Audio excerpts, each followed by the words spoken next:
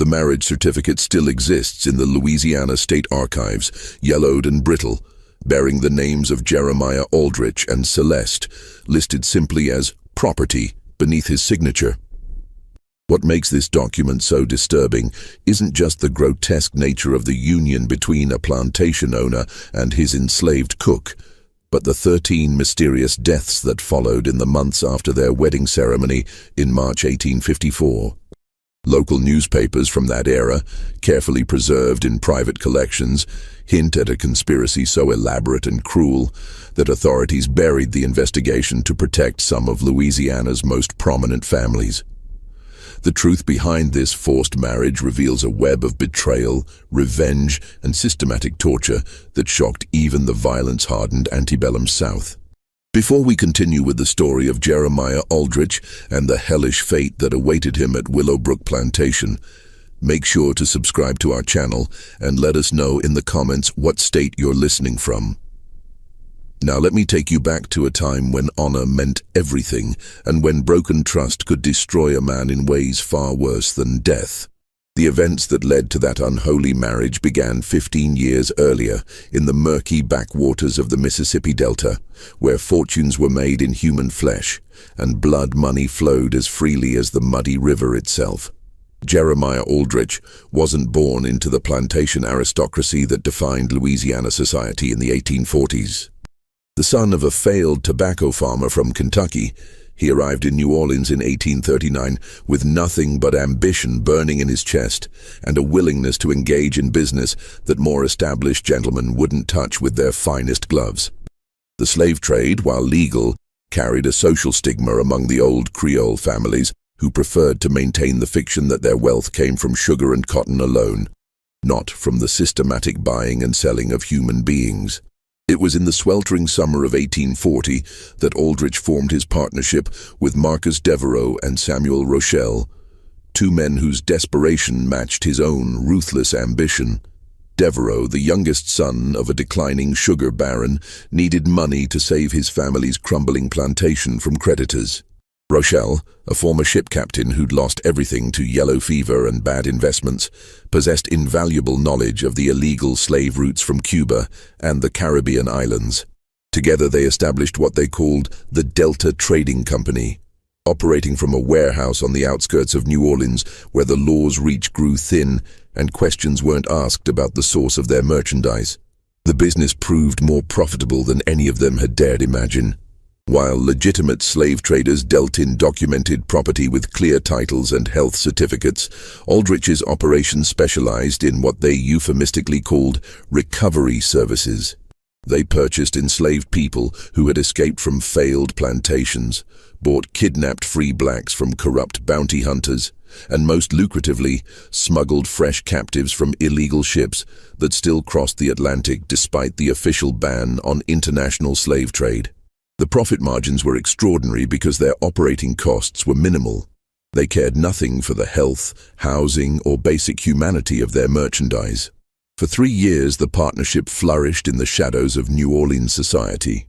They reinvested their profits into legitimate businesses, buying respectability along with property.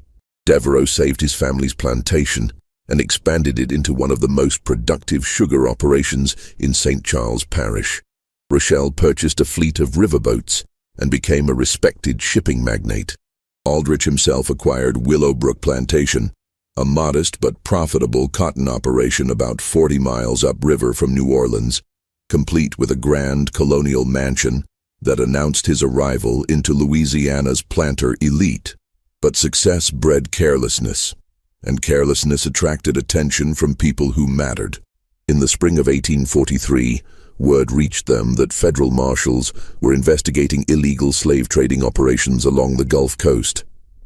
Someone had been asking questions about their business, examining shipping records, and worst of all, interviewing some of their former merchandise who had managed to escape or gain freedom through other means.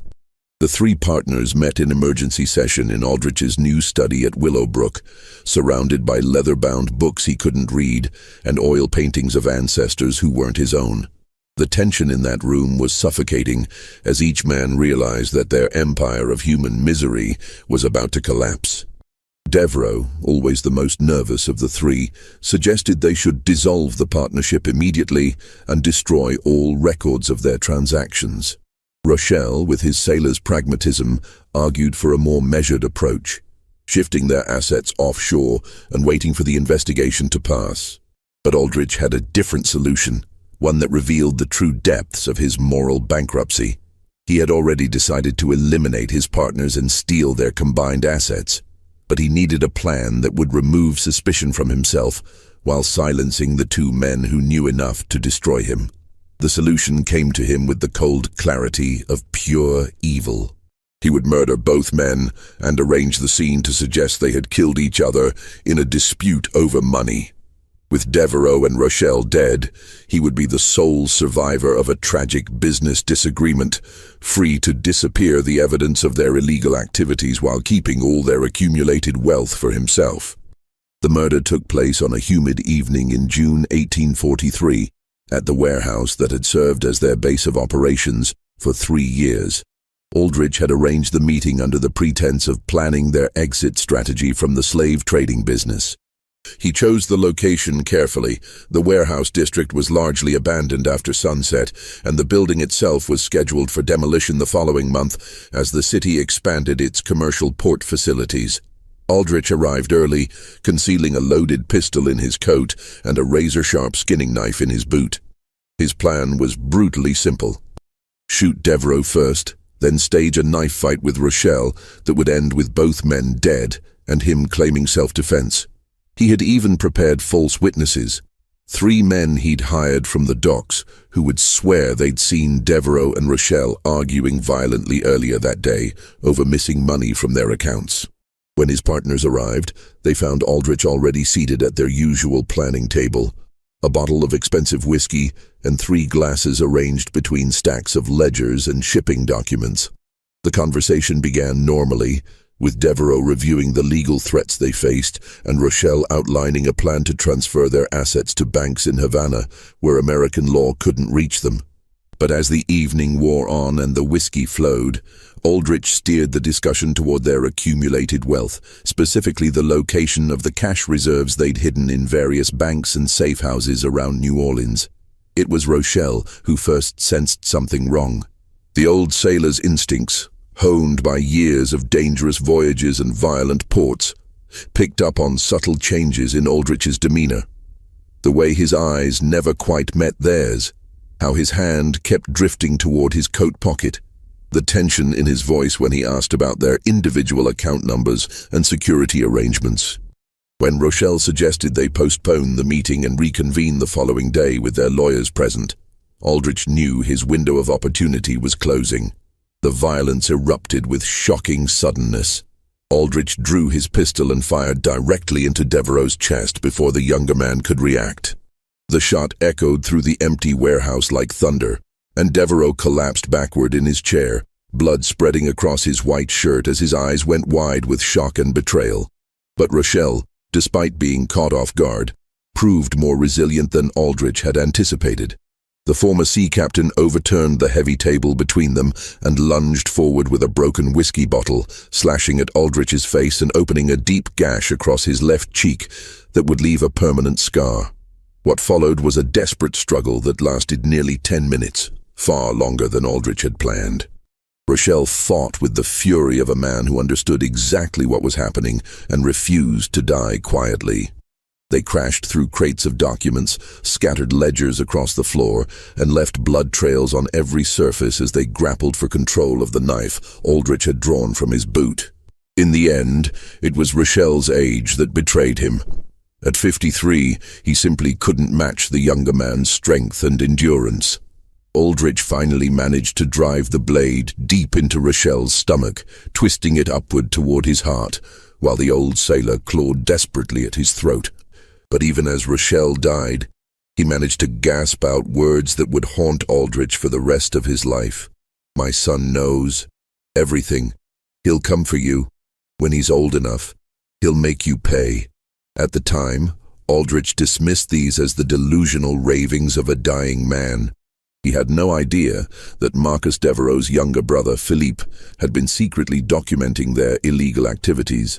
or that Samuel Rochel's 17-year-old son Henri possessed detailed knowledge of every transaction, every contact, and every crime the Delta Trading Company had committed over 3 years of operation. Aldrich spent the next 4 hours methodically arranging the crime scene to support his planned story. He placed Devereaux's body in a position suggesting the man had been shot while reaching for a weapon, then positioned Rochelle nearby with a bloody knife in his hand and defensive wounds that implied a struggle between the two victims. He scattered money around the room to suggest a dispute over finances, damaged the office safe to imply a robbery gone wrong, and even inflicted additional wounds on his own hands and arms to support his claim of being an innocent bystander caught in their violent confrontation. The false witnesses performed exactly as paid, testifying to police that they had seen Devereaux and Rochelle arguing earlier that evening about missing partnership funds. A corrupt dock worker claimed he'd heard shouting from the warehouse around the time of the murders, followed by gunshots and the sounds of a violent struggle. Most crucially, Aldrich had prepared a convincing explanation for his presence at the scene. He claimed he'd arrived to mediate the dispute between his partners, only to walk into a deadly confrontation that left him fighting for his own life. The New Orleans police, overwhelmed by more pressing crimes and eager to close a case involving 3 relatively respectable businessmen, accepted Aldrich's version of events with minimal investigation. The official report concluded that Devereaux and Rochelle had killed each other in a business dispute, with Aldrich barely escaping the same fate. Within a week, the warehouse was demolished as planned, destroying any remaining physical evidence of the partnership's illegal activities. With his partners dead and their assets suddenly available for claiming, Aldrich moved quickly to consolidate his newfound wealth. He presented himself as the surviving partner of a legitimate shipping company, producing carefully forged documents that showed Devereaux and Rochelle had agreed to transfer their shares to him in the event of their deaths. Banks that had been suspicious of 3 unknown men conducting large cash transactions readily accepted the word of a single plantation owner with a documented history of successful cotton production. Over the following months, Aldrich systematically emptied every account, safe deposit box, and hidden cash that had belonged to his murdered partners. He estimated the total value at nearly $40,000, a fortune that would be worth over $1 million in today's currency. More importantly, he had eliminated the only 2 people who could connect him to the Delta Trading Company's illegal operations, leaving him free to reinvent himself as a respectable member of Louisiana society. But Aldrich had made a fatal miscalculation. In his obsessive focus on immediate threats and financial opportunities, he had completely ignored the families of the men he had murdered. Specifically, he had failed to consider that both Marcus Devereaux and Samuel Rochelle had younger relatives who would soon learn the truth about their deaths, and who would spend the next decade carefully, methodically, patiently planning a revenge so elaborate and devastating that death would seem like mercy compared to what they had in store for him. Philippe Devereaux was 22 years old when his brother Marcus was murdered. And unlike the older Devereaux men, who had always prioritized immediate gratification over long-term planning, Philippe possessed a calculating intelligence that made him far more dangerous than Aldrich ever imagined. As Marcus's closest confidant and unofficial business manager, Philippe had maintained detailed records of every Delta Trading Company transaction, including coded ledgers that documented their illegal slave purchases, shipping manifests from prohibited Caribbean routes, and most damning of all, correspondence with corrupt officials who had facilitated their operations. More importantly, Philippe had never trusted Jeremiah Aldrich. Something about the Kentucky newcomer's eagerness to engage in the most brutal aspects of their business had struck Philippe as excessive, even by the standards of men who trafficked in human flesh. He had begun investigating Aldrich's background months before the murders, discovering inconsistencies in his stated history and financial irregularities that suggested far more complex motivations than simple greed.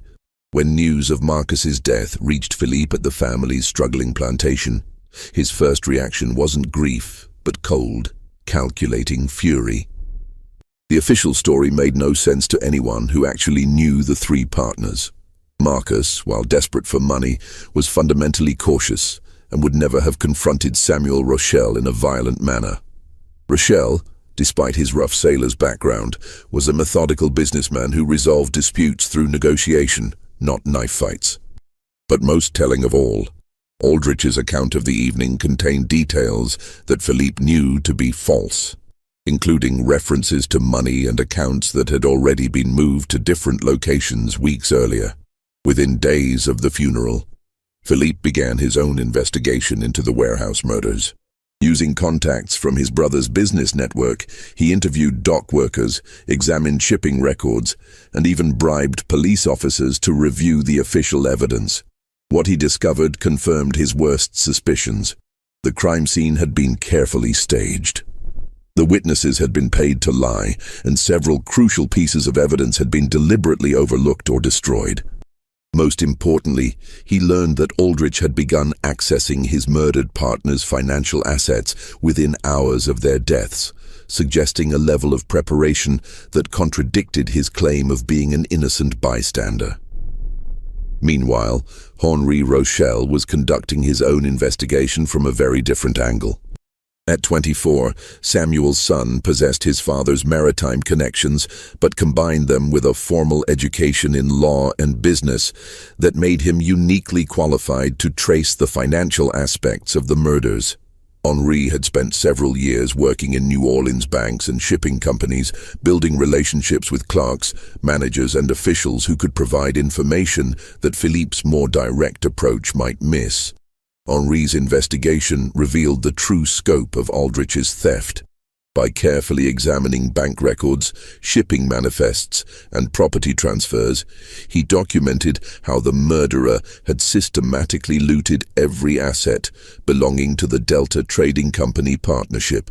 Henri calculated that Aldrich had stolen over $60,000 in cash, property, and business investments, wealth that represented years of illegal but profitable operations built on the suffering of hundreds of enslaved human beings. But what made Henri truly dangerous was his understanding of how Louisiana's financial and legal systems actually worked.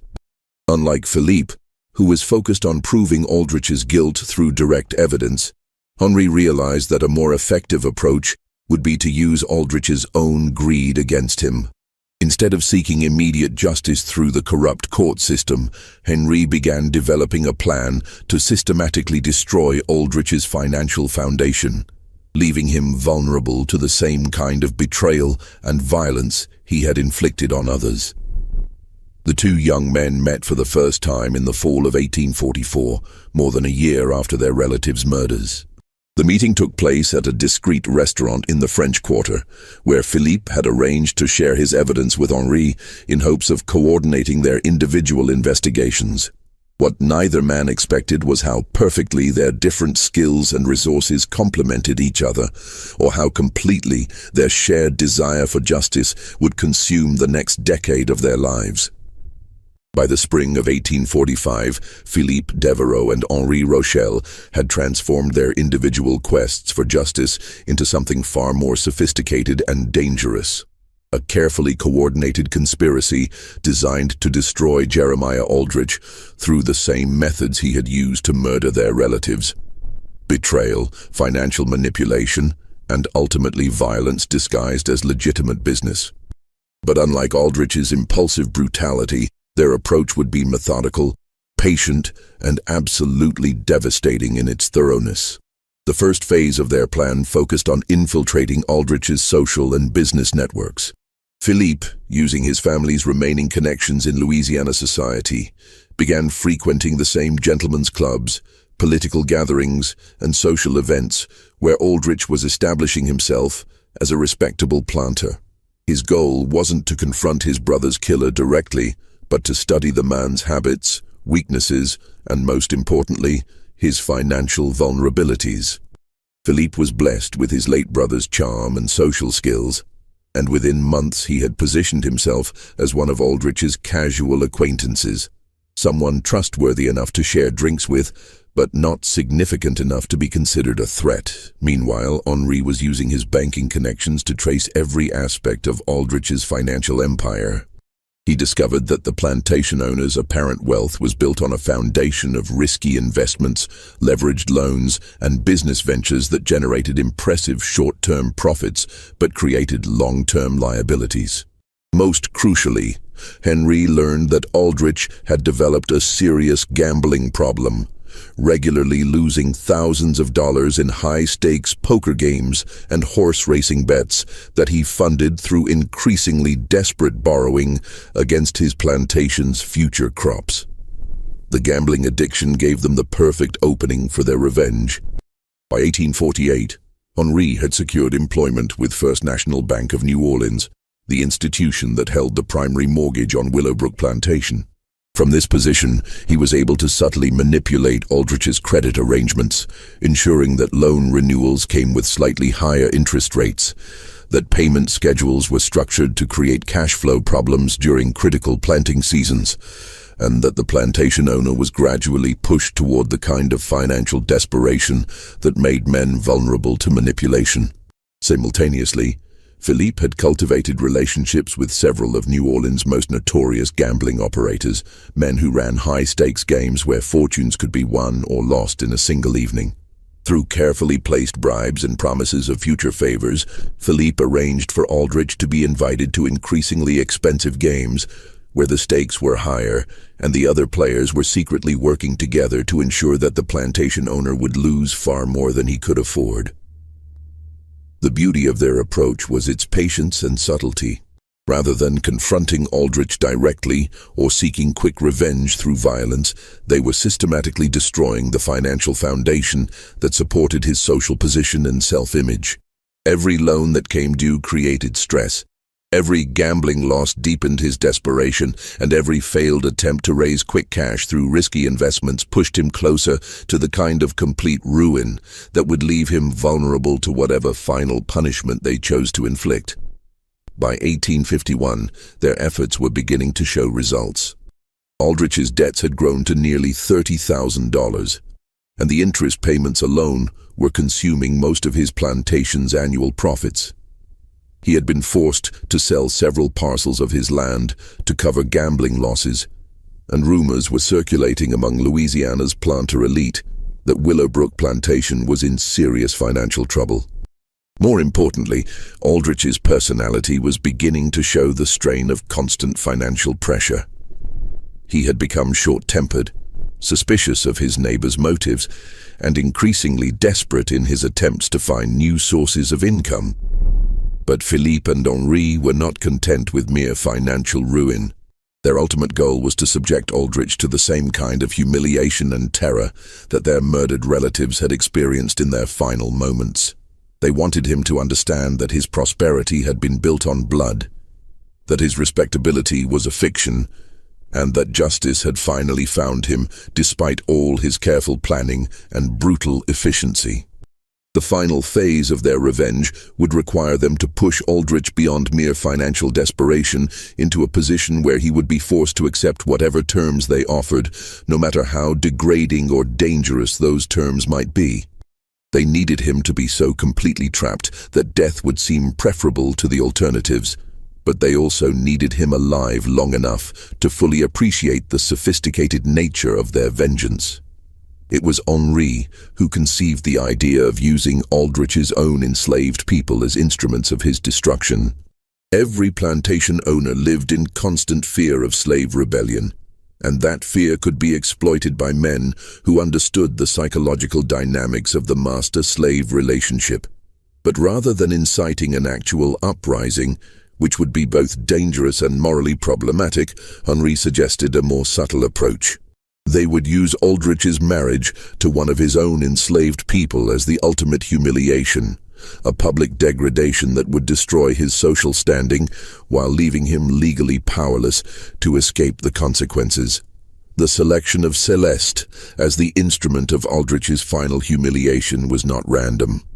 Philippe and Henri had spent months studying every person who lived and worked at Willowbrook Plantation, looking for someone whose forced marriage to their target would create the maximum possible social damage, while also providing them with a reliable means of controlling Aldrich's ultimate fate. Celeste met all their requirements perfectly, but for reasons that went far deeper than her physical appearance or social status. At 38 years old, Celeste was indeed a large woman, but her size was the least remarkable thing about her from Philippe and Henri's perspective. What made her invaluable to their plans was her intelligence, her complete loyalty to her own survival, and most importantly, her absolute hatred for Jeremiah Aldrich. Unlike many enslaved people who had learned to hide their true feelings behind masks of compliance, Celeste had never bothered to conceal her contempt for the man who owned her. She performed her duties as head cook efficiently and without complaint, but anyone who observed her carefully could see the cold fury that burned behind her eyes whenever Aldrich was present. Her hatred had deep roots. Celeste had been purchased by Aldrich in 1847 from a failed plantation in Mississippi, where she had been separated from her husband and 3 children, who were sold to different owners in different states. The separation was not economically necessary. Aldrich could have afforded to purchase her entire family, but he had chosen to buy only Celeste because he needed an experienced cook and saw no profit in acquiring what he dismissively called unnecessary mouths to feed. When Celeste had begged him to at least purchase her youngest child, a 10-year-old daughter, Aldrich had laughed and told her that he was running a plantation, not an orphanage for colored children. For 7 years, Celeste had endured the daily humiliation of preparing elaborate meals for the man who had destroyed her family, serving him expensive delicacies while she survived on scraps and kitchen leftovers. She had watched him entertain guests with stories of his business successes, knowing that his wealth had been built on stolen money and murdered partners. She had cleaned blood from his clothes when he returned from mysterious nighttime trips, and she had seen him burn documents and letters in the kitchen fireplace during his increasingly desperate attempts to hide evidence of his financial troubles. More importantly, Celeste had gradually accumulated detailed knowledge of Aldrich's daily routines, his personal habits, his health problems, and his growing paranoia about potential threats from creditors and business rivals. She knew which foods he preferred, which medicines he took for his chronic stomach ailments, and which rooms of the plantation house he visited most frequently. This knowledge made her an perfect potential ally for anyone seeking to manipulate or harm her owner, but it also made her extremely valuable to Philippe and Henri's specific plans for revenge. The approach to Celeste required delicate handling. Neither Philippe nor Henri could risk direct contact with an enslaved person on Aldrich's property, as such contact would be both legally dangerous and likely to arouse suspicion. Instead, they used intermediaries, free people of color who worked in New Orleans markets and had legitimate reasons for occasional visits to rural plantations. Through these contacts, they gradually established communication with Celeste, initially offering small amounts of money in exchange for information about Aldrich's activities and habits. What they discovered exceeded their expectations. Celeste not only possessed detailed knowledge of her owner's vulnerabilities, but she had been conducting her own subtle campaign of psychological warfare against him for years. She had been deliberately oversalting his food to aggravate his stomach problems, accidentally breaking his favorite dishes and personal items, and spreading rumors among the other enslaved people about his financial troubles and potential plans to sell them to cover his debts. Her actions had been careful and deniable, designed to create stress and paranoia without providing clear evidence of deliberate sabotage.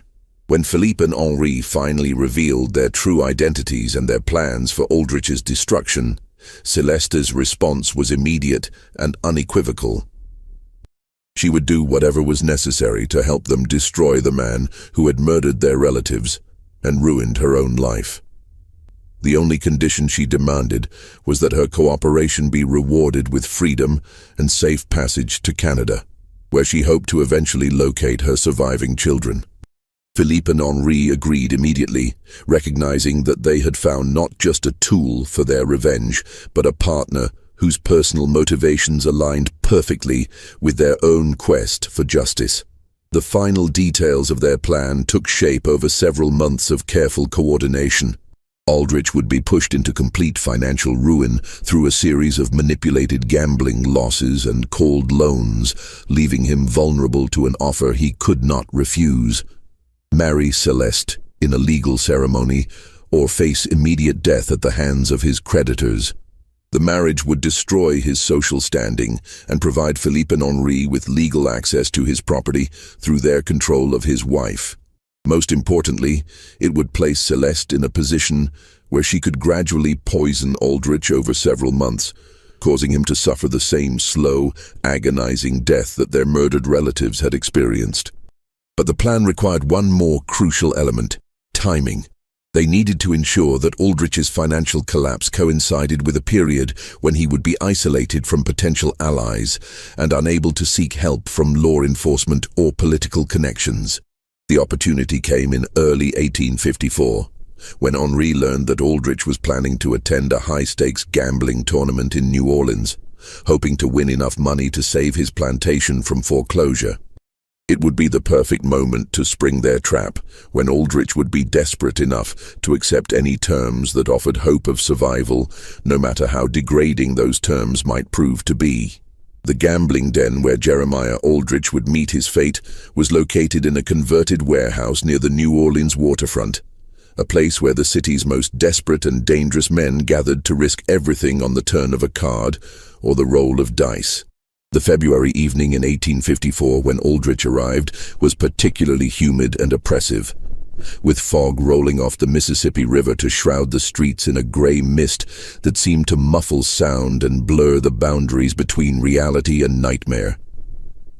Aldrich entered the den carrying a leather satchel containing $8,000, nearly every liquid asset he could scrape together through the sale of slaves, equipment, and personal property from Willowbrook Plantation.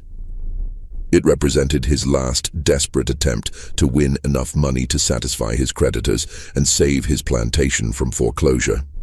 What he didn't know was that Philippe Devereaux and Henri Rochelle had been carefully orchestrating this moment for months, ensuring that every other player at the high-stakes table would be working together to strip him of his remaining wealth.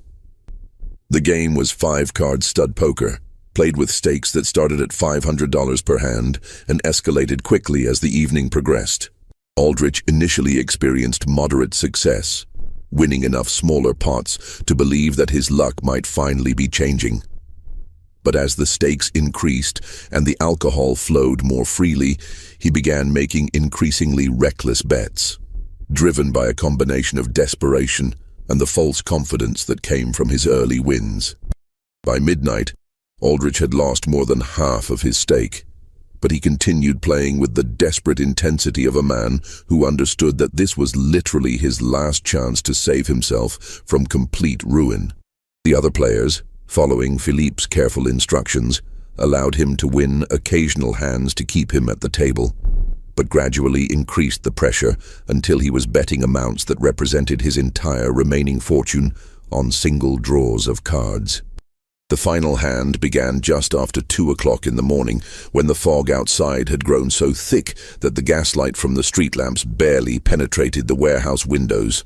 Aldrich was dealt what appeared to be a strong hand, a pair of kings showing, with the possibility of a full house if the hidden cards fell correctly.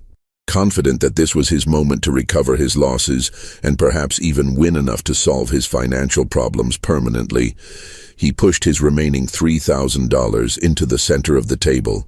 But the other players had been dealt even stronger hands, and more importantly, they had been coordinating their bets to ensure that the final pot would be large enough to completely bankrupt Aldrich while leaving him with debts far exceeding anything he could possibly repay. When the cards were finally revealed, Aldrich's pair of kings lost to a full house held by a man he didn't recognize, a cold-eyed stranger who collected the winnings with the methodical efficiency of someone who had been certain of the outcome from the beginning. As the reality of his complete financial destruction began to sink in, Aldrich sat frozen at the empty table, staring at the felt surface where his last hope had just evaporated. The other players had already departed, but the stranger who had won the final hand remained seated across from him, studying Aldrich with the intensity of a scientist examining an interesting specimen.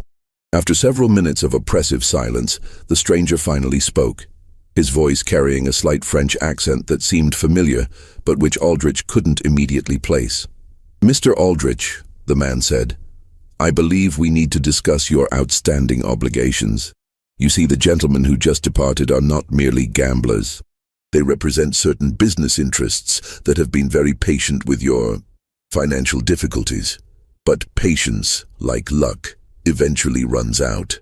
It was at this moment that Philippe Devereaux stepped out of the shadows near the warehouse entrance, his face illuminated by the flickering gaslight in a way that made his resemblance to his murdered brother unmistakably clear. Aldrich's blood turned to ice as he recognized the features he had seen twisted in pain and shock 11 years earlier, when Marcus Devereaux had died with a bullet in his chest and betrayal in his eyes.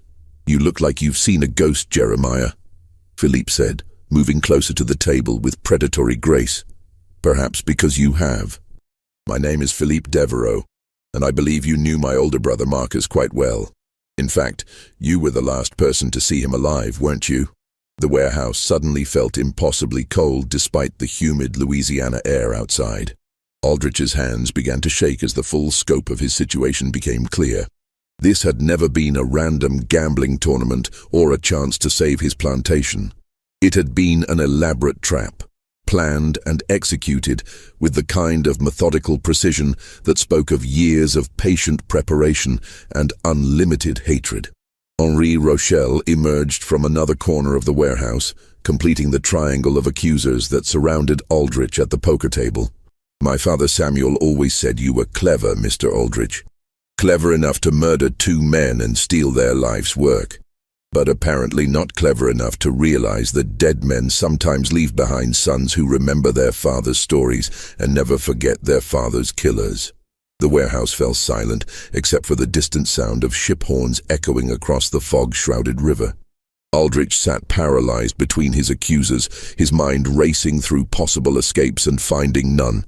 He was alone in an isolated building with 2 men who had spent over a decade planning his destruction, and his complete financial ruin meant that no one would be looking for him if he simply disappeared into the Mississippi Delta. Philippe moved to the chair directly across from Aldrich, settling himself with deliberate care before speaking again. "We know everything, Jeremiah. We know about the Delta Trading Company and your illegal slave trading operations. We know about the warehouse where you murdered our fathers in cold blood. We know about the forged documents and the bribed witnesses and the systematic theft of everything they had worked to build. Most importantly, we know that you've been living on blood money for 11 years, building your respectable plantation lifestyle on the foundation of their corpses." Henri approached from the other side, producing a leather folder filled with documents that he spread across the poker table like evidence in a courtroom. "These are copies of every financial transaction you've made since 1843, Mr. Aldrich. Bank records showing how you looted our father's accounts. Property transfers demonstrating how you acquired assets that rightfully belonged to their estates. Even correspondence with some of the corrupt officials who helped you cover your tracks. Officials who have since become far more concerned with their own survival than with protecting yours." The evidence was overwhelming and undeniably authentic. Aldrich recognized documents he thought had been destroyed years ago, financial records that could only have been obtained through extensive investigation and careful bribes, and most damning of all, sworn statements from people who had witnessed various aspects of his crimes but had remained silent until now. Philippe and Henri had built a case that would not only prove his guilt in any court of law, but would also implicate dozens of other prominent Louisiana citizens who had unknowingly helped him launder his stolen wealth. "The question now," Philippe continued, "is what we intend to do with this information. We could turn it over to federal authorities, who would be very interested in prosecuting not only you, but everyone who helped you integrate stolen money into Louisiana's banking system. Or we could arrange for certain parties in New Orleans to learn that you've been operating under false pretenses for over a decade, living a lie built on the murder of their business associates and friends. I suspect that either approach would result in your death, probably preceded by considerable unpleasantness. Aldrich finally found his voice, though it came out as little more than a whisper. What do you want? Money? I can get money. My plantation is worth... Your plantation is worthless, Henri interrupted. We hold the mortgage, remember, along with most of your other debts. We've been systematically acquiring your obligations for years, Mr. Aldrich. Every loan you've taken, every gambling debt you've accumulated, every financial arrangement that's kept you afloat, it all belongs to us now. You have nothing left to bargain with except your life. And frankly, we're not particularly interested in preserving that either. The warehouse seemed to grow colder as the implications of their words sank in. Aldrich was not just bankrupt, he was completely at their mercy, dependent on their whims for his continued existence. Everything he had built, every comfort he had enjoyed, every aspect of the respectable life he had constructed, had been systematically stripped away by the sons of the men he had murdered. But as terrifying as his situation was, some part of his mind still refused to accept that death was inevitable. There is, however, one alternative, Philippe said, his voice taking on a tone of mock consideration. One way you might be permitted to continue breathing, at least for a while longer. It would require a certain sacrifice of dignity on your part. A public acknowledgement of your true nature and a demonstration of your complete submission to our authority. Henri smiled with the cold satisfaction of a man who was about to reveal the culmination of years of careful planning. You're going to marry one of your slaves, Jeremiah. Publicly, legally, and permanently. You're going to stand before God and Louisiana society and take your cook Celeste as your lawful wedded wife. You're going to live as her husband, sleep in the same bed, and present yourself to your neighbors as a man who chose to marry his own property. The suggestion was so grotesque, so completely beyond the boundaries of acceptable behavior in antebellum Louisiana society, that Aldrich initially couldn't process what he was hearing. Marriage between a white plantation owner and an enslaved person wasn't just socially unacceptable.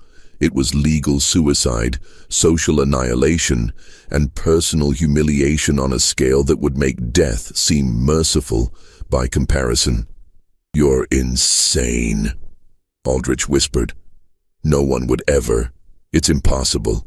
No preacher would perform such a ceremony. No court would recognize.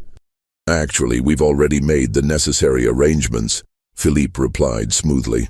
There's a minister in Natchitoches parish who's quite heavily in debt to certain gambling establishments. He's agreed to perform a completely legal ceremony, properly witnessed and documented. As for the courts, well, Louisiana law is quite clear that marriage contracts, once properly executed, are binding regardless of the circumstances under which they were created. You would be legally married to Celeste, with all the rights and obligations that entails. Henri leaned forward across the table, his eyes glittering with malicious satisfaction. The beauty of this arrangement, Mr. Aldrich, is that it gives you a choice. You can refuse our generous offer and face immediate consequences for your crimes, consequences that would involve considerably more physical pain than you might imagine. Or you can accept temporary humiliation in exchange for continued life, however degraded that life might become. The warehouse fell silent again as Aldrich wrestled with the impossible decision. Death would be final, but at least it would preserve some vestige of his reputation. His neighbors might remember him as a man who had gambling problems and business failures, but they wouldn't know the truth about his murders or his crimes. Marriage to Celeste, on the other hand, would destroy every aspect of his social identity while leaving him alive to endure years of public humiliation and private torment. How long? He finally asked. If I agree to this arrangement, how long would it last? Philippe and Henri exchanged a look that spoke of shared understanding and mutual satisfaction. For the rest of your natural life, Mr. Aldrich, marriage is a sacred bond, after all. Though given your age and apparent health problems, we suspect that your natural life might not extend quite as long as you might hope. The implication was clear and chilling. They weren't offering him a temporary humiliation followed by eventual freedom. They were offering him a slow death disguised as marriage, a prolonged torture that would destroy his spirit before finally claiming his body. But the alternative, immediate execution in a fog-shrouded warehouse with his body dumped into the Mississippi River, seemed even worse than whatever they had planned for him. Just when we thought we'd seen it all, the horror in this Louisiana warehouse intensifies. If this story is giving you chills, share this video with a friend who loves dark mysteries, hit that like button to support our content, and don't forget to subscribe to never miss stories like this. Let's discover together what happens next. After what felt like hours but was probably only minutes, Aldrich raised his head and looked directly at his tormentors. "If I agree to this marriage, what guarantee do I have that you won't simply kill me anyway?" "None whatsoever," Henry replied with brutal honesty. "But you do have our word that your death, when it comes, will be considerably more pleasant than what we had originally planned. Think of the marriage as an opportunity to demonstrate good behavior. Compliance will be rewarded with kindness. Resistance will be punished with creativity." Felipe produced a document from his coat pocket and placed it on the table beside the evidence of Aldrich's crimes. "This is a marriage contract, properly prepared and ready for your signature. The ceremony is scheduled for tomorrow evening at Willowbrook Plantation, where all your neighbors and business associates will be invited to witness your voluntary union with Celeste. They've been told that you've experienced a religious conversion and wish to demonstrate your commitment to Christian charity by elevating one of your slaves to the status of wife. The final humiliation was the requirement that he present the marriage as his own choice, a voluntary act of Christian benevolence rather than the forced degradation it actually represented. His neighbors would think him eccentric, possibly insane, but they would also believe that he had chosen this path of his own free will. No one would suspect that he was being coerced by the vengeful sons of murdered partners, because no one else knew that Marcus Devereaux and Samuel Rochelle had ever existed. Aldrich reached for the marriage contract with hands that shook so violently he could barely hold the document steady. The terms were simple and absolute. He would marry Celeste in a legal ceremony, live with her as husband and wife, and provide for her welfare as he would any spouse. In exchange, his creditors would refrain from immediate collection of his debts and would allow him to continue operating Willowbrook Plantation under their oversight. As he signed his name to the contract that would destroy his life, Aldrich tried to convince himself that he might find some way to escape this trap once he had bought time through compliance. Perhaps he could appeal to authorities, or flee to another state, or find some legal loophole that would invalidate the marriage. But even as these desperate thoughts flickered through his mind, he could see the satisfaction in Felipe's and Henri's eyes. They had planned this moment for over a decade, and they had anticipated every possible avenue of escape he might consider. "Welcome to the family, brother-in-law," Philippe said as he collected the signed contract. "We'll see you tomorrow evening for the ceremony. I trust you'll dress appropriately for such a momentous occasion." The morning of March 15, 1854, dawned gray and oppressive, with heavy clouds threatening rain and a humid wind that carried the stench of rotting vegetation from the nearby swamps. Aldrich had not slept since returning from New Orleans, spending the night pacing his study and staring at the marriage contract that represented the end of everything he had worked to build over 15 years in Louisiana. Celeste had been informed of the arrangement through intermediaries, though she pretended surprise when Aldrich awkwardly attempted to explain the situation during breakfast. She listened to his stammering account of financial difficulties and social obligations with the kind of patient attention that a parent might show to a child confessing minor misbehavior. When he finished his pathetic explanation, she simply nodded and said, "Yes, Master Aldrich, I understand. I'll prepare myself for the ceremony." The calm acceptance in her voice terrified him more than anger or resistance would have. It suggested a level of preparation and coordination that implied she had known about the plan long before he had been forced to agree to it. As he watched her move efficiently around the kitchen, preparing what would be their last meal as master and slave, Aldrich began to realize that his tormentors had been far more thorough in their planning than he had initially understood. Throughout the day, neighbors and acquaintances arrived at Willowbrook Plantation, drawn by invitations that Philippe and Henri had sent in Aldrich's name. The guests were told that they were witnessing a remarkable demonstration of Christian charity, as their neighbor had decided to honor one of his most faithful servants by offering her the protection and dignity of marriage. Most arrived expecting to see some sort of elaborate joke or perhaps evidence that Aldrich had finally succumbed to the mental instability that his recent financial troubles seemed to suggest. What they found instead was a properly organized wedding ceremony, complete with decorations, refreshments, and a nervous groom who seemed genuinely committed to the bizarre proceedings. Aldrich had dressed in his finest clothes, as Philippe had suggested, and he played his role with the desperate conviction of a man who understood that his survival depended on a convincing performance. When guests asked about his unusual decision, he repeated the explanation about religious conversion and Christian duty, with enough apparent sincerity that most accepted it as the eccentric choice of a man under considerable stress. Celeste appeared for the ceremony, dressed in a simple but elegant gown that someone had provided for the occasion. At 38, she was indeed a large woman, but she carried herself with dignity and composure that impressed even the skeptical guests. More importantly, she seemed genuinely pleased by the attention and respect she was receiving, smiling graciously at the assembled crowd and thanking them for witnessing what she called the most important day of my life. The minister from Natchitoches parish performed the ceremony with professional efficiency, reading the traditional vows and asking for the appropriate responses from both bride and groom. When he reached the part about speaking now or forever holding your peace, several guests shifted uncomfortably, but no one was brave enough to challenge what appeared to be a legal and voluntary union between consenting adults. Aldrich's voice barely carried beyond the first row of witnesses when he spoke his vows, but Celeste's responses were clear and confident. She promised to love, honor, and obey her new husband with the kind of conviction that made the ceremony seem almost normal, as if marriages between plantation owners and their former slaves were commonplace events in Louisiana society.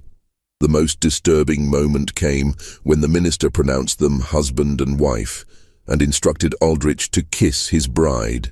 The plantation owner's face went pale as he leaned forward to fulfill this final requirement, and for a moment it seemed as though he might collapse entirely. But Celeste steadied him with surprising gentleness, rising on her toes to meet his lips in a brief, chaste kiss that sealed their legal union and began the final phase of his destruction. As the guests departed, most shaking their heads in bewilderment at what they had witnessed, Aldrich found himself alone with his new wife in the plantation house that had once represented his successful integration into Louisiana society. The building suddenly felt foreign and threatening, as if the marriage ceremony had transformed familiar rooms into alien spaces where he no longer belonged. Celeste moved through the house with the confidence of someone who understood that the power dynamic had shifted permanently.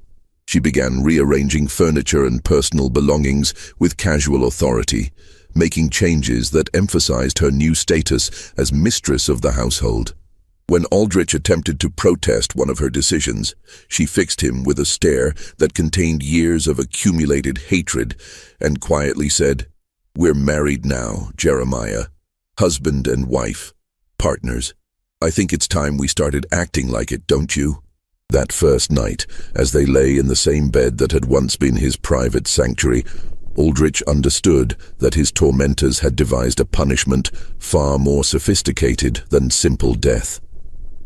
They had trapped him in a daily reminder of his powerlessness, surrounded him with the constant presence of someone who knew exactly what he had done and exactly what he deserved.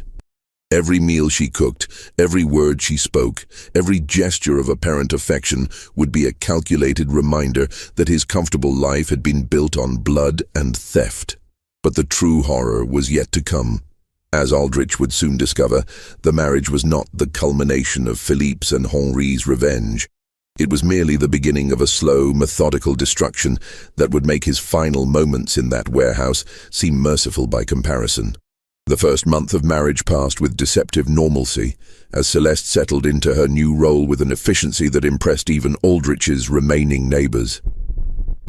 She managed the household staff with firm authority, entertained the few visitors who still felt comfortable calling on Willowbrook Plantation, and maintained the social pretenses that allowed her husband to preserve some vestige of his former respectability. To outside observers, the unlikely marriage appeared to be functioning as well as any conventional union in rural Louisiana. But Aldrich was beginning to notice subtle changes in his daily routine that filled him with growing unease. His breakfast coffee had developed a slightly bitter aftertaste that he couldn't identify, despite being prepared with the same beans and methods Celeste had used for years. His evening meals, while expertly prepared and beautifully presented, left him feeling vaguely nauseated and unusually tired. Most disturbing of all, he had begun experiencing headaches and episodes of dizziness that seemed to worsen whenever he spent extended time in his wife's company. Initially, he attributed these symptoms to stress and the emotional toll of his degraded circumstances. The humiliation of his forced marriage, combined with his awareness of his complete dependence on Philippe's and Henri's continued mercy, was certainly enough to cause physical problems. But as the weeks passed and his condition gradually worsened, Aldrich began to suspect that his symptoms might have a more deliberate cause. His suspicions were confirmed during a conversation with Dr. Hamilton Warren, Willowbrook's longtime physician, who had come to examine Aldrich after he collapsed during a business meeting with potential cotton buyers. Dr. Warren's preliminary examination revealed symptoms consistent with chronic poisoning, specifically the gradual accumulation of toxic substances that were slowly destroying his digestive system and nervous functions. "Your condition is quite serious, Mr. Aldrich," Dr. Warren explained as he packed his medical instruments. "The symptoms suggest prolonged exposure to arsenic or a similar metallic poison. Such poisoning typically occurs over several months, with the victim experiencing increasing weakness, digestive problems, and neurological deterioration. Without immediate treatment and removal from the source of contamination, the condition is invariably fatal." The diagnosis confirmed Aldrich's worst fears about his wife's true intentions. Celeste was systematically murdering him with the same patient methodology that Philippe and Henri had used to destroy his finances and social standing. She was administering poison in carefully measured doses, probably mixed into his food or drink, creating a slow death that would appear natural to anyone who wasn't specifically looking for signs of deliberate harm. But confronting Celeste directly would be both dangerous and pointless. She was protected by her legal status as his wife, her apparent innocence of any wrongdoing, and most importantly, her connections to the two men who controlled every aspect of his continued existence. If he accused her of poisoning him, she could simply deny the charges while Philippe and Henri arranged for more immediate and violent consequences for his paranoid accusations against their chosen instrument of justice. Instead, Aldrich began taking elaborate precautions to protect himself from further poisoning. He started preparing his own meals in secret, using ingredients he personally selected and cooking utensils that he kept hidden in his study. He avoided drinking anything that Celeste had prepared, relying instead on water from a well that only he could access. Most importantly, he began sleeping in a locked guest room rather than sharing the marital bed where his wife might have opportunities to administer poison while he was unconscious. These defensive measures provided temporary relief from his symptoms, but they also created new problems that threatened to expose his growing paranoia to outside observers. Neighbors who visited Willowbrook Plantation began commenting on his gaunt appearance, his nervous behavior, and his obvious reluctance to eat or drink anything in his wife's presence. Word spread throughout the parish that Jeremiah Aldrich was displaying signs of mental instability, possibly as a result of the stress associated with his unusual marriage. Celeste played her role in this psychological campaign with masterful skill.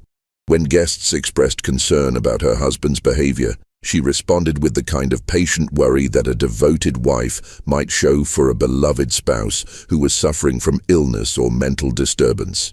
She prepared elaborate meals that he refused to eat, offered him drinks that he declined with obvious suspicion, and generally behaved like a woman whose efforts to care for her husband were being rejected by a man who was losing touch with reality. The brilliance of her approach was that it made Aldrich's defensive actions appear to be symptoms of paranoid delusion rather than reasonable responses to genuine threats. His refusal to eat her cooking looked like irrational fear rather than intelligent caution. His secretive behavior and obvious mistrust of his wife seemed like evidence of mental breakdown rather than proof that he was being systematically murdered. Most devastatingly, his attempts to explain the situation to Dr. Warren and other trusted associates were dismissed as the ravings of a man who had been driven insane by financial stress and social humiliation. No one could believe that a recently enslaved woman would be capable of conceiving and executing such a sophisticated murder plot, or that she would have the knowledge and resources necessary to obtain and administer exotic poisons over an extended period. By late spring of 1854, Aldrich found himself trapped in a nightmare scenario where his accurate understanding of his wife's murderous intentions had been transformed into evidence of his own mental instability. He was being slowly killed by a woman he was legally bound to live with, while his every attempt to protect himself or seek help was interpreted as proof that he was losing his mind. But the psychological torture was far from over. Philippe and Henri had designed their revenge to include not just physical suffering, but complete social isolation and the gradual destruction of every relationship Aldrich had maintained during his years of apparent respectability. They wanted him to die alone, friendless, and utterly convinced that justice had finally caught up with him, despite all his careful planning and brutal efficiency. The truth about his situation was revealed to Aldrich in the most cruel and methodical way possible during a dinner party that Celeste had organized to celebrate their 3-month wedding anniversary. She had invited several of their remaining neighbors, along with Dr. Warren and other prominent members of local society who had maintained cordial relationships with the plantation despite the unusual circumstances of the marriage. Aldrich had spent the day preparing for the evening with his customary paranoia, secretly eating beforehand and planning to avoid consuming anything his wife had prepared. But when the guests arrived, Celeste announced that she had prepared a special surprise for the occasion. A bottle of wine that had supposedly been aging in the plantation cellar since before their marriage, which she wanted to open as a symbolic toast to their future together. The wine was presented with great ceremony, opened in front of all the guests to demonstrate that it hadn't been tampered with, and poured into glasses that had been cleaned and prepared in full view of everyone present. When Celeste proposed a toast to their marriage and their hopes for many more years together, Aldrich found himself unable to refuse without appearing completely insane to his assembled neighbors. As he raised the glass to his lips, Aldrich caught sight of his wife's eyes across the dinner table. For just a moment, her mask of devoted affection slipped, and he saw the cold satisfaction of someone who was about to achieve a long-anticipated victory. But by then it was too late to avoid drinking the wine, and he could only hope that whatever poison she had used would work quickly enough to spare him prolonged suffering. The effects began within minutes of consuming the wine. Aldrich experienced severe stomach cramps, followed by difficulty breathing and a sensation of burning in his throat and chest.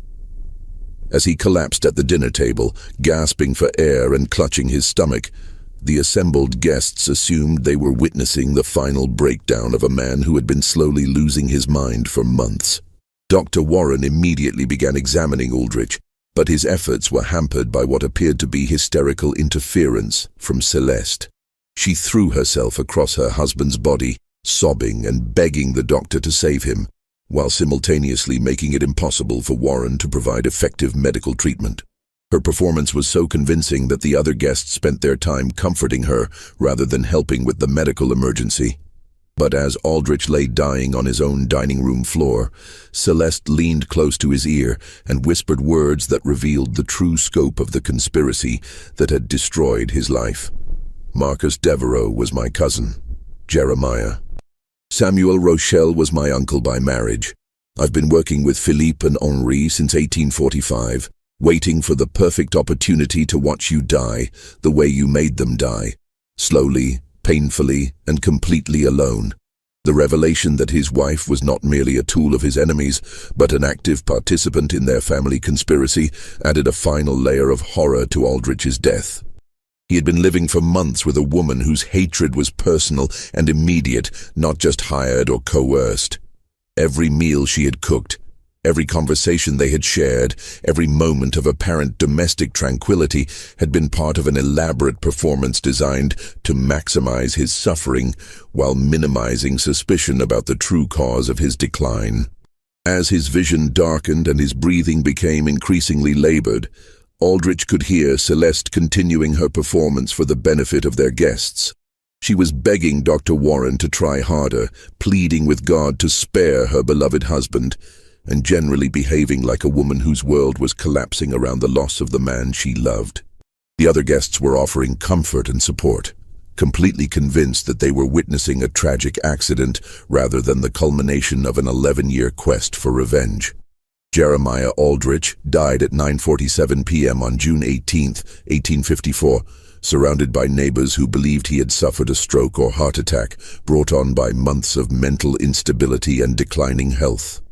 Dr. Warren's official cause of death was listed as natural causes associated with prolonged nervous exhaustion, a diagnosis that satisfied everyone except Philippe Devereaux and Henri Rochelle, who knew exactly what had killed him and why. The funeral was well attended, with Celeste playing the role of grieving widow with such conviction that several prominent ladies from neighboring plantations offered to help her manage Willowbrook Plantation during her period of mourning. No one suspected that the tearful woman at the graveside was actually celebrating the successful completion of the most elaborate murder plot in Louisiana history. But the story didn't end with Aldrich's death. Philippe and Henri had planned for every contingency, including the disposition of his property and the fate of his widow. As Aldrich's legal heir, Celeste inherited Willowbrook Plantation along with all its debts and obligations, debts that, as they quickly reminded her, were now owed to them as representatives of various financial institutions. Within a month of the funeral, Celeste had signed documents transferring ownership of the plantation to Philippe and Henri in exchange for forgiveness of the outstanding debts. She then disappeared from Louisiana entirely, presumably heading north with enough money to start a new life as a free woman in a place where no one knew her history as either a slave or a murderess. The official records of Jeremiah Aldrich's death and the subsequent transfer of Willowbrook Plantation raised no suspicions among Louisiana authorities, who were dealing with far more pressing concerns as the nation moved inexorably towards civil war. The story of the plantation owner who had married his slave and then died of natural causes became a minor footnote in local history, occasionally mentioned as an example of the eccentric behavior that financial stress could produce in otherwise respectable men. But among certain families in New Orleans and the surrounding parishes, a different version of the story circulated quietly for generations. This version spoke of a conspiracy so elaborate and patient that it had taken 11 years to reach completion, of a justice so perfectly calibrated that the punishment had matched the crime in both duration and suffering. Most importantly, it served as a warning about the dangers of betraying business partners, especially when those partners had relatives intelligent enough and ruthless enough to spend a decade planning the perfect revenge. Philippe Devereaux and Henri Rochelle had achieved something remarkable in the context of antebellum Southern society. They had successfully prosecuted a murder case that no court would have touched, executed a death sentence that no judge would have imposed, and done it all through methods that left no evidence of their involvement. Their success had required patience, intelligence, financial resources, and most importantly, a complete understanding of how Louisiana's social and legal systems actually functioned. The transformation of Willowbrook Plantation after Aldrich's death provided the final evidence of how thoroughly Philippe and Henri had planned their revenge. Rather than selling the property for profit, they converted it into a refuge for freed slaves and escaped bondspeople, creating exactly the kind of humanitarian institution that would have horrified the man who had built his fortune on human trafficking. The plantation house that had once entertained Louisiana's elite became a station on the Underground Railroad, helping enslaved people reach freedom in the northern states and Canada. This transformation was not just symbolically appropriate, but also practically invisible to local authorities. Philippe's and Henri's legitimate business connections provided cover for the unusual activities at Willowbrook, while their reputation as respectable Louisiana businessmen deflected suspicion from anyone who might have questioned the plantation's new purpose.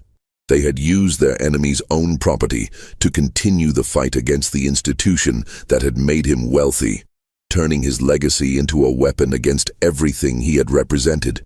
But perhaps the most remarkable aspect of their revenge was how completely it had erased Jeremiah Aldrich from history. Unlike the victims of more conventional murders, who at least received recognition as casualties of crime, Aldrich had been systematically eliminated from existence. His wealth had been redistributed to the families of his victims. His property had been converted to purposes that directly contradicted his values. His reputation had been destroyed through his own actions rather than through posthumous revelation of his crimes. Most importantly, the manner of his death had been designed to ensure that no one would remember him as anything more than a failed plantation owner who had made poor financial decisions and married unwisely. There would be no monuments to his memory, no family line to preserve his name, and no historical record of his actual accomplishments or crimes. He had been deleted from Louisiana history as thoroughly as if he had never existed at all. This mystery shows us that justice sometimes operates outside the boundaries of legal institutions, particularly in societies where those institutions are designed to protect the powerful at the expense of the vulnerable. What do you think of this story? Do you believe everything was revealed? Leave your comment below. If you enjoyed this tale and want more horror stories like this, subscribe, hit the notification bell, and share with someone who loves mysteries. See you in the next video.